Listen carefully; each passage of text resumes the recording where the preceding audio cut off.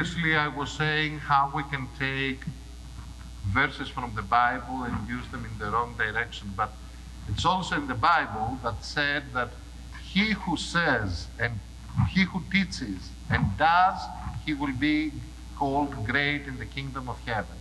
But the one who teaches and does not, πολλά δαρίσεται. It's not going to be good for him. So last week, I was telling about these QR codes and how $11 can make us meet our budget. And I called everyone to make a donation. Well, the treasurer told me that there were only 2 donations. And I can hardly say anything because I myself forgot to make a donation. So if there is one guilty here, starting from me right there. But in case you want to make it up from last week, you will find one of the QR codes into the pockets of the pews. Now, this coming week, we will have liturgy on Tuesday. That is the feast day of Saint Irene, the great martyr. Wednesday, we have the mid-Pentecost, which means that it's the day marking 25 days from Easter. And we will have the 3-year memorial for Laura Paris.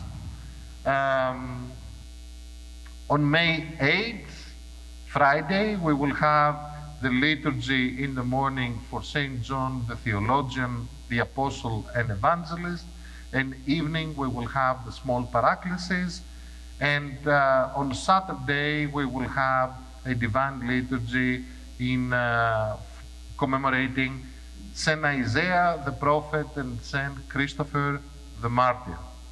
And next Sunday, of course, we will continue, we will have the Sunday liturgy as we do every Sunday. Now, today we have the closing of the year for Hope and Joy. We also have a notification in the bulletin about the new directory, church directory. This process takes a while until it is done, and we're all learning from this experience. So try to be as cooperative as you can, and if you have any questions, you can always reach out to Bethany Martin and she will be happy to help. Now, the one thing that it's the pride of our church is the youth, and we ought to congratulate 2 young people from our congregation, Zoe Christie and John McCook, who participated in the Oratorical Festival. The Oratorical Festival is a youth event with less participation because it requires some hard work and not many engage this one. But John and Zoe, they presented on parish level and on district level.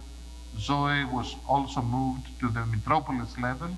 I haven't heard any news, but many, many congratulations to them, to the committee that worked for the Oratorical Festival, to the donors that we had.